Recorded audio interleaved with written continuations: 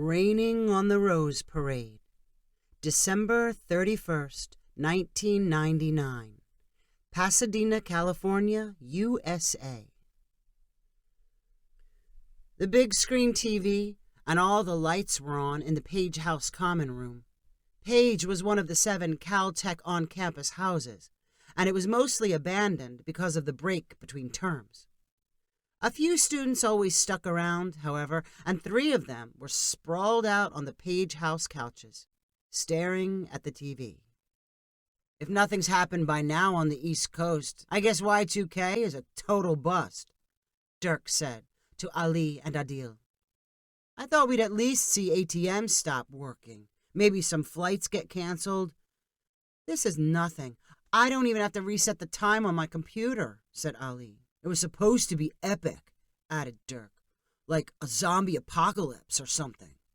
Yeah, this is pretty much the same as every other year. And why are we watching this ball drop thing in New York City? Asked Adil. It's recorded. We know it already happened. Yeah, this is lame.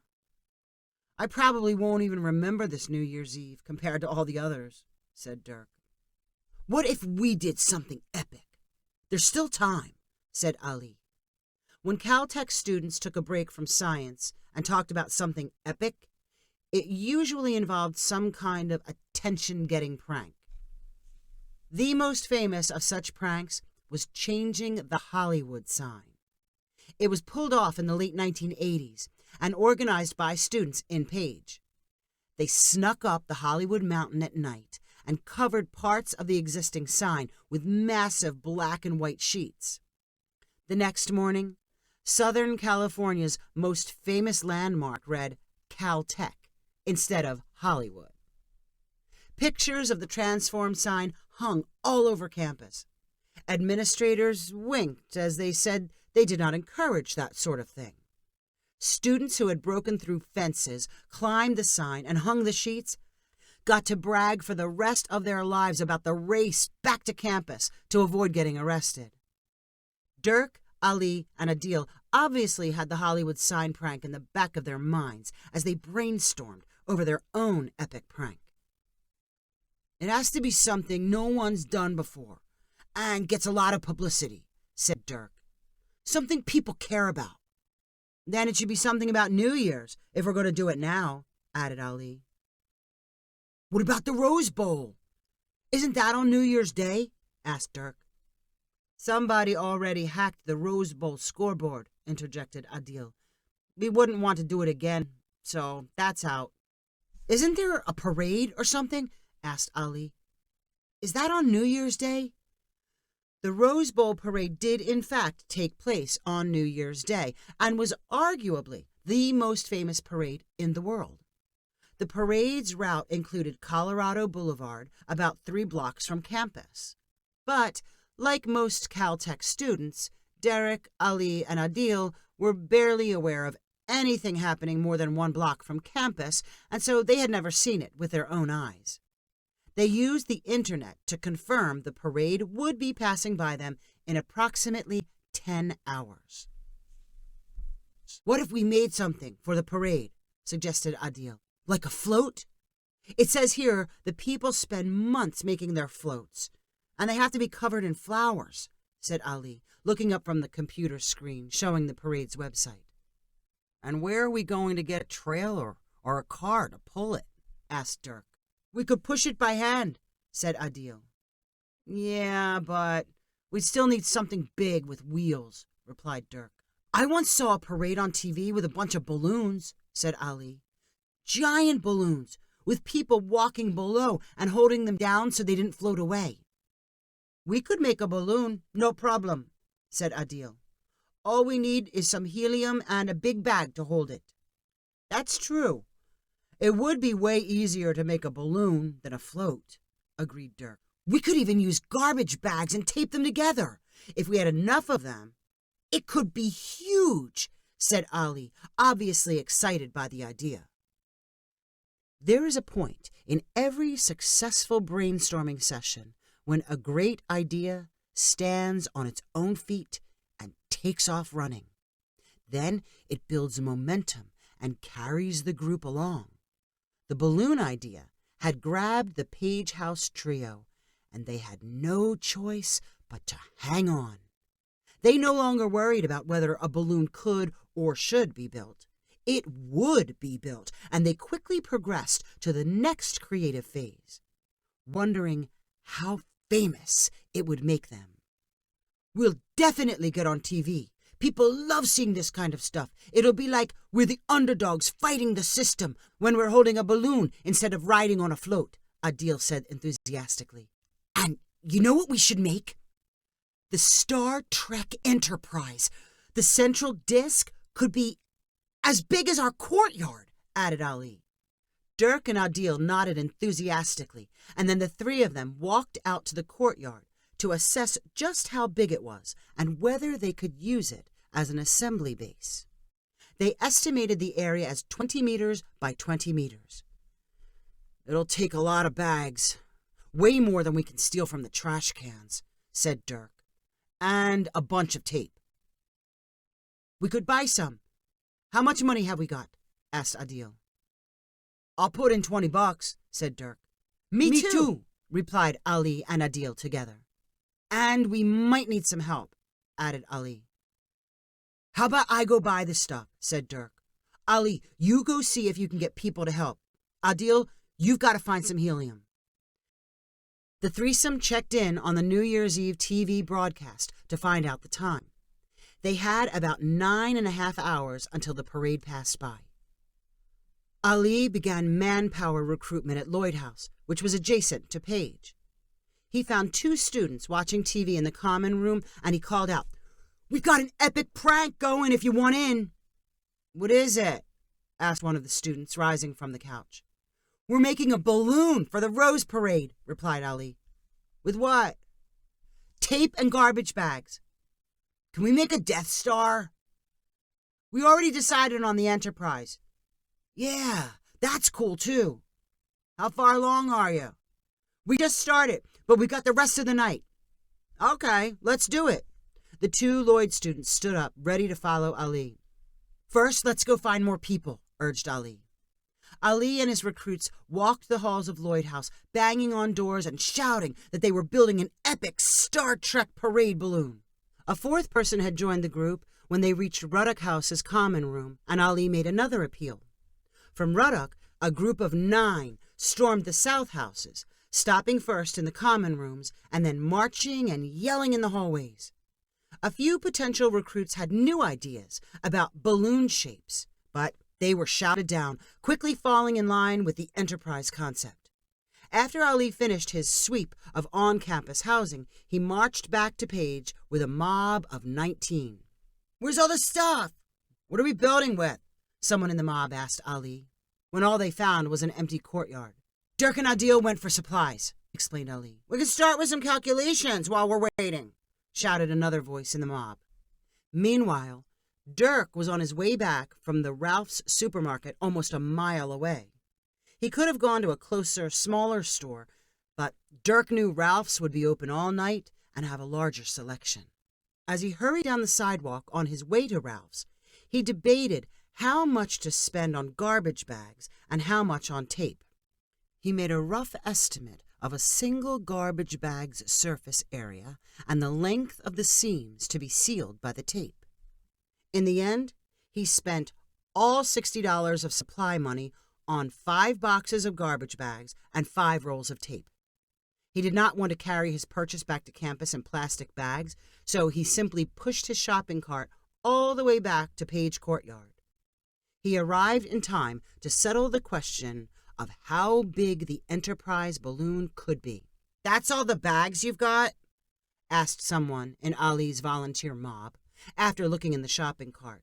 "I only had $60, answered Dirk. "We're going to need to scale this way, way back," replied the volunteer. "And where's the helium?" The helium was actually on its way from a physics laboratory. Adil had scoured different buildings on campus, looking for unlocked outer doors. When he found one, he went from room to room looking for gas tanks and anyone around who might grant him permission to take one. He walked up and down a chemistry building with no luck. Then he spotted a physics graduate student working inside a room lined with gas tanks along the wall. Adil tapped on the glass window of the room's door. The physics student stopped what he was doing to answer. "Hey, you want to be part of a prank? We need some helium." The student, with long, stringy hair and dressed in a tie-dyed t-shirt, seemed to be processing what Adil was asking. "It's New Year's, and we want to do something epic," added Adil. "It is? New Year's Eve or New Year's Day?" "By now, it's probably New Year's Day. Can we have some helium?" The physics student looked around the room. "I guess so, but I should probably help you carry it." Adil and his helium supplier arrived in the Page courtyard, pushing a cart specifically designed for a tall gas cylinder. Along with the gas, they had a regulator and plenty of tubing which could be connected to the planned balloon. They found Ali's mob cutting garbage bags and laying them out on the courtyard's concrete floor. Ali and Dirk hurried to greet Adil. "I think we got everything we need, and plenty of help," said Dirk. The physics student looked skeptically at the garbage bag operation and said, "Duct tape? Maybe you should try it with a few bags to see if it will work." Ali organized a special task force to cut 3 garbage bags apart and then tape them back together. The test case was supposed to create a balloon the size of a small beanbag chair. They left a small hole for the helium tubing and covered the connection with gobs of tape. "Okay, here we go," said the physics student, turning the valve on the helium tank. The garbage bag balloon immediately inflated and began to float. Then, a taped seam gushed out helium and the bags flopped to the ground. All of the workers recruited by Ali had stopped to watch the experiment. Rather than conclude it was a failure, Adil cried out, "See, it'll work. All we have to do is get the pressure right and close the leaks." The crowd nodded and collectively decided they should be using more tape. They went back to cutting. By 3 a.m., a collection was made to finance another trip to the supermarket for more bags, tape, and as many donuts as possible. By 4 a.m., a new set of calculations were made regarding how big the enterprise could be. The group argued about the numbers, but eventually agreed the model would need to be scaled down again. By 5 a.m., the central disc was taped together and a tube inserted to fill it with low-pressure helium. The disc inflated, but with obvious leaks. Almost everyone went to work patching holes, while Adil and the graduate student returned to the lab for more helium cylinders. By 7 a.m., the Enterprise's long engines were attached using cardboard tubes found in a trash dumpster. The whole thing basically floated, but new leaks constantly needed attention. The final version of the Enterprise was a bit larger than an average car and colored black from the garbage bags and gray from the duct tape. 6 strings hung from the sides to keep the model tilted at the correct angle. There was no danger of it floating away because it was connected by tubing to a 100-pound helium bottle constantly feeding gas into the ship. A handwritten sign was taped to the front of the disc which read NCC 1701, the identification number for the actual Enterprise. By 9 a.m., the TV in the Page Common Room showed that floats had filled a long stretch of Colorado Boulevard. Ready or not, it was time to crash the party. The Enterprise procession started down Holliston, a street which intersected Colorado. 6 students, including Dirk and Ali, held the strings which steered the balloon. Adil and the physics student pushed the helium bottle cart. The rest of the work mob followed close behind. They marched right down the middle of the street because Holliston was essentially abandoned. Everyone was either watching the parade or sleeping in. Dirk, Ali, and Adil were delirious from adrenaline and lack of sleep. They had to admit that the balloon was not pretty, but it was all their own. They had conceived it and then built it. And even if it looked a little rough, they were sure that parade watchers were going to love it. They would love the can-do, renegade spirit the balloon represented. After 3 blocks, the balloon team reached the Holliston, Colorado intersection. A crowd of people, at least 10 deep, were sitting or standing on the pavement, watching floats go by. If the balloon was going to join the parade, it needed a path through. "Excuse us," yelled Dirk. "Can you let us through? We need to get on to Colorado." The people standing at the edge of the crowd turned around and looked at the balloon. One huge bearded man yelled back, "I don't think so." A woman yelled, "Is that some kind of joke? We're not going to let you ruin the parade with that thing." A third man shouted, "How long you been working on that, an hour?" "No, we've been up all night," Ali yelled back. The reactions by the parade watchers were a splash of icy water over the prank team. They looked at each other with confusion and a little embarrassment. "Should we try pushing through at another street?" asked Ali. "I don't think so. Maybe people won't like it after all," Dirk said miserably. The entire procession turned around and trudged slowly back to campus. The physics graduate student turned off the helium, and after 2 blocks, the garbage bags went limp and dragged along the pavement. And then, as they crossed over onto campus property, Adil looked back at the balloon remains and laughed. Then Dirk and Ali laughed. After a few more steps, the ridiculousness of the project sank into the whole crew's heads, and everyone laughed. "Maybe next year," called one of the volunteers. "The parade's on TV. Shall we watch the rest of it?" asked Ali. "I've seen a parade before. I'm going to sleep," replied Derek.